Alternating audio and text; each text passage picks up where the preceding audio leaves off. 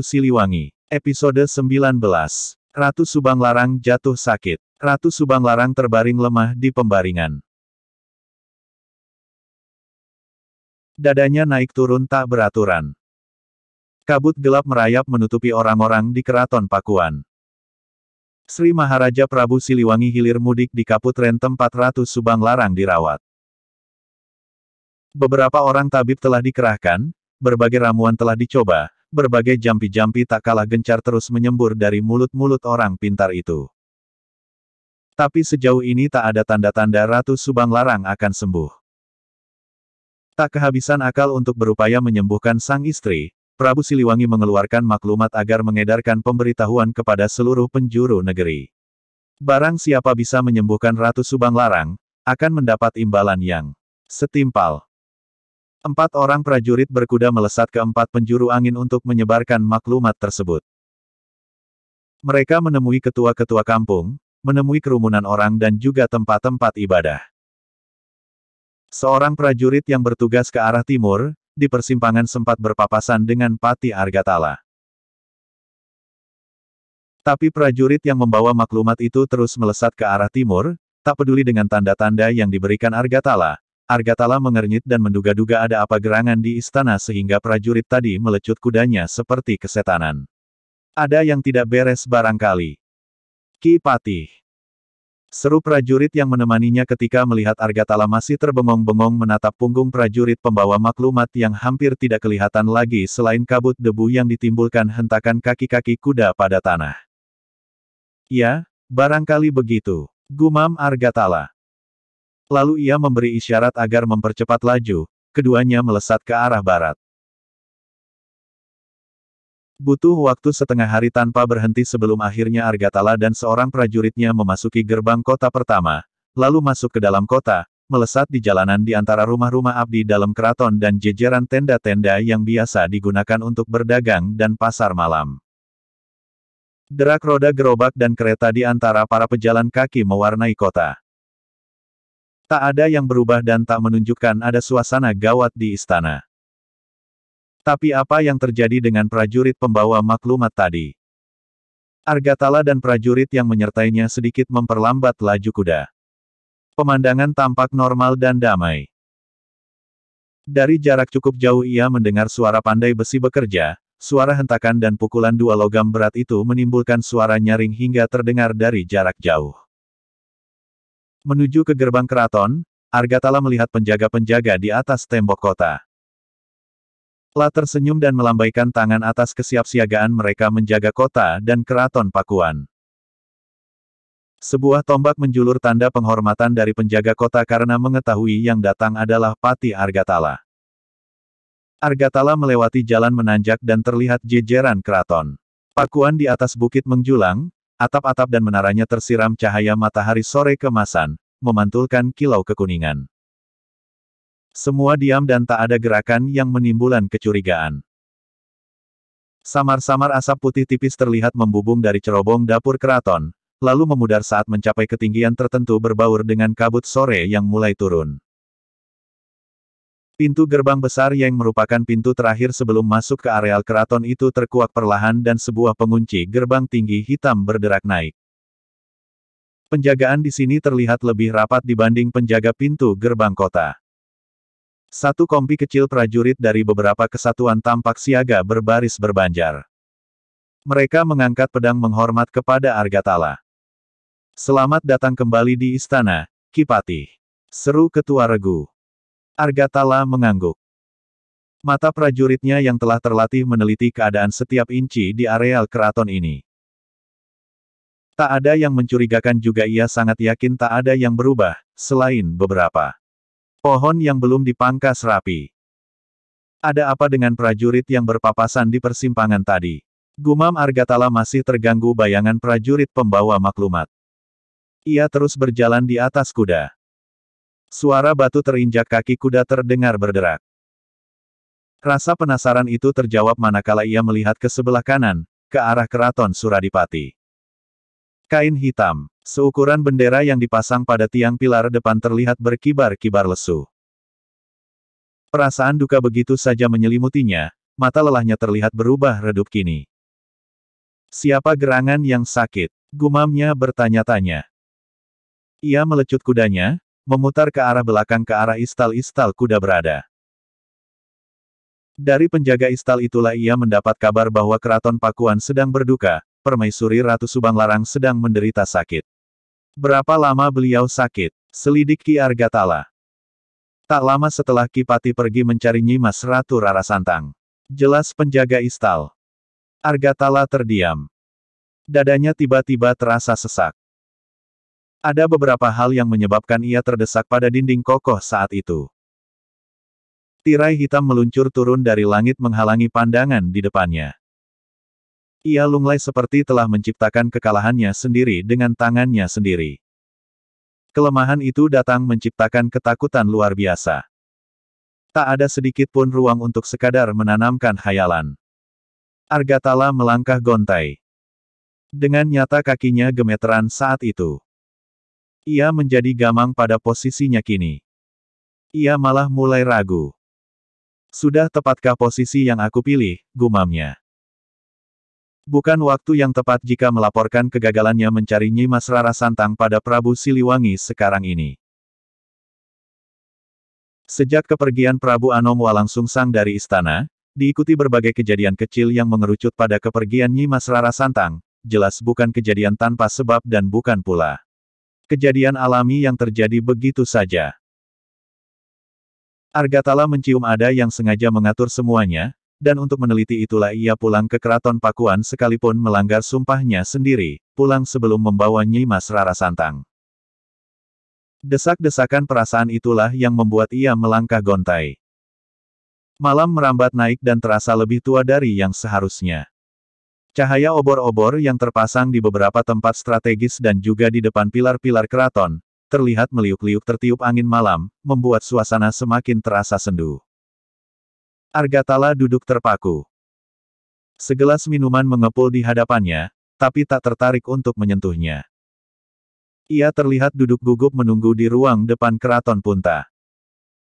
Setelah menunggu dengan gelisah di antara degup jantung yang tak beraturan, akhirnya pintu ruang tengah itu berderak. Pandangan mata Argatala menyipit memperhatikan siapa yang datang. Sekujur tubuhnya tiba-tiba lemas ketika yang datang adalah Nyai Ratu Kentring Manik sendiri.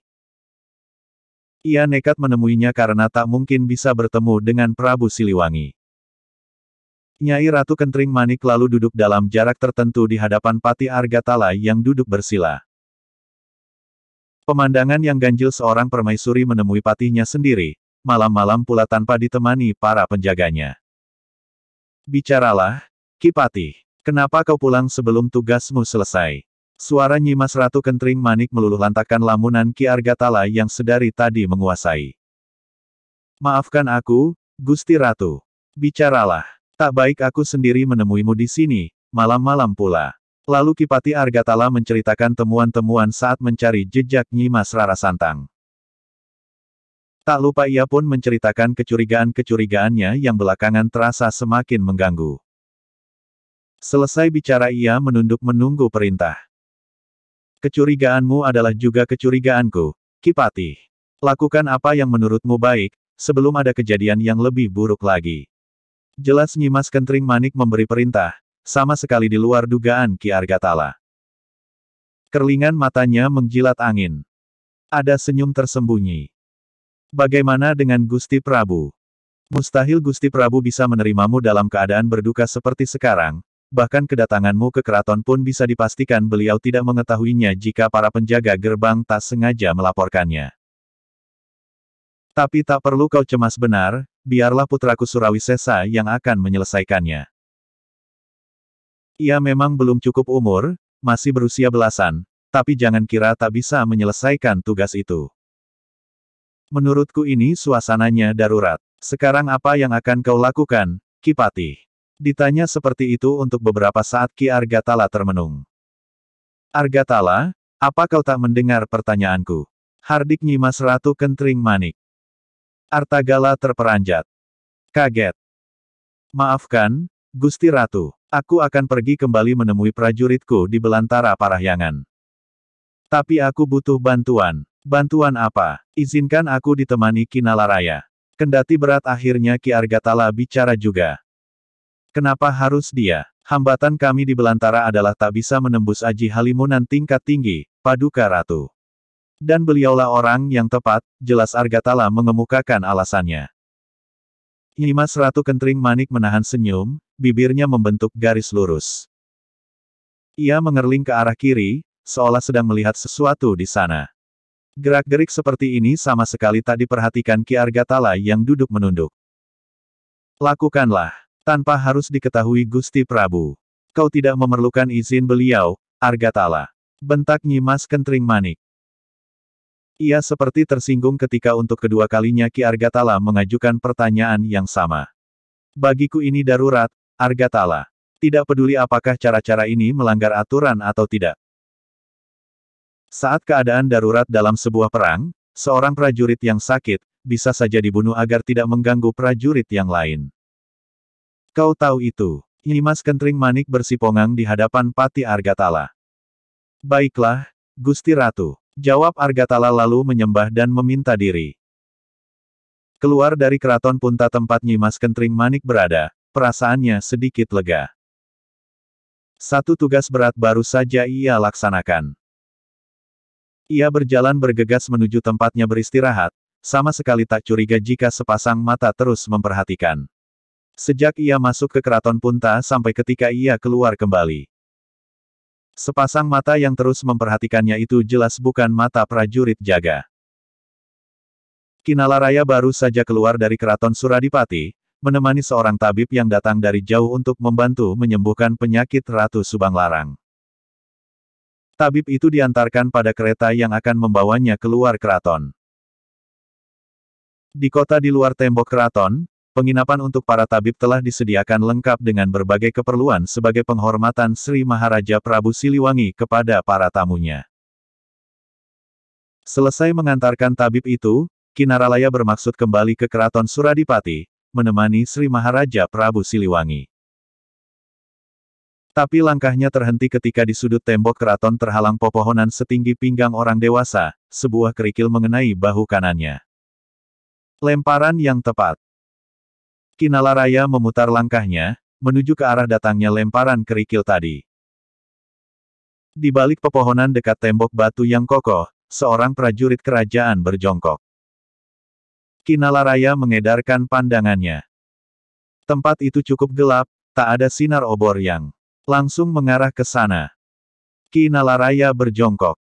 Ada apa? Tanyanya berbisik. Sesuai dengan dugaan engkau, Ki. Ki Pati Argatala baru saja keluar dari keraton Punta, menemui Gusti Ratu. Kau yakin beliau sendiri yang menerimanya? Prajurit itu mengangguk yakin. Ada yang bisa kau dengar. Tak begitu jelas karena terganggu suara-suara lain. Padahal jarakku berdiri tak terlalu jauh. Ada sedikit informasi yang bisa kita pegang. Selidik Ki Nalaraya seperti tak yakin dengan kata-kata prajuritnya itu. Ki Argatala menyebut-nyebut nama engkau, Ki. Ki Nalaraya mengangguk-anggukkan kepala. Ia seperti telah menduga ke arah mana rencana yang sedang disusun Ki Argatala itu. Kecurigaannya selama ini sedikit demi sedikit mulai terjawab. Siapa memburu siapa, batinnya. Persiapkan segala sesuatunya. Ada dua rencana yang telah kita persiapkan. Kau ingat itu. Prajurit itu lagi-lagi hanya mengangguk. Kalau besok pagi aku pergi bersamanya, maka gunakan rencana kedua. Hati-hati jangan sampai ada yang mengetahui. Jangan pernah kau berkeyakinan semua orang baik dan jangan pula kau berprasangka bahwa semua orang jahat. Baik, Ki. Ki Nalaraya mengedarkan pandangannya kembali. Ketika suasananya benar-benar aman, ia berdiri lalu berjalan menuju keraton Suradipati. Selama berdiri mematung menunggu perintah dari Sri Maharaja Prabu Siliwangi, ia tampak terus berpikir. Terus mereka-reka apa yang akan dilakukan Ki Argatala besok pagi. Tapi semuanya masih gelap, segelap malam ini di luar keraton. Di luar kebiasaan dan aturan yang berlaku, Wanci Haneutmoyan, Sri Maharaja Prabu Siliwangi memanggil beberapa orang dari bagian dapur umum, keamanan dan bagian lain. Tentu saja panggilan yang mendadak ini membuat mereka yang dipanggil datang tergopoh-gopoh, diliputi perasaan yang tak menentu. Dari bagian dapur yang kebanyakan perempuan malah belum apa-apa air mata telah mengambang duluan. Dengan gerakan sedikit saja yang menyentuh perasaannya, air mata yang membuncah itu akan jatuh berderai-derai. Tak terkecuali dengan yang lain, tak ada seorang pun yang bisa duduk dengan tenang manakala ada di dalam satu ruangan di belakangan keraton. Wajah-wajah mereka gemetar dengan gerakan yang tak beraturan. Ini juga di luar kebiasaan. Manakala raja akan memerintah atau menyampaikan sesuatu yang sifatnya darurat, mereka semua akan dikumpulkan di balairung. Hal inilah yang membuat perasaan mereka tertekan jauh di luar jangkauan daya tahannya. Bahkan Chook Srinton, yang sehari-harinya menjaga dapur, sejak masuk ruangan terus menekan selangkangan dengan kedua tangannya, bibirnya menyeringai menakutkan dengan mata mengerjap-ngerjap. Ia sedang berusaha mengumpulkan kekuatannya agar tidak terkencing-kencing. Garis bawah garis bawah garis bawah. Wanci Haneut Moyan, ukuran waktu dalam tradisi masyarakat Sunda kira-kira jam 8-9 pagi, yang artinya saat-saat paling enak untuk berjemur badan. Bersambung episode 20.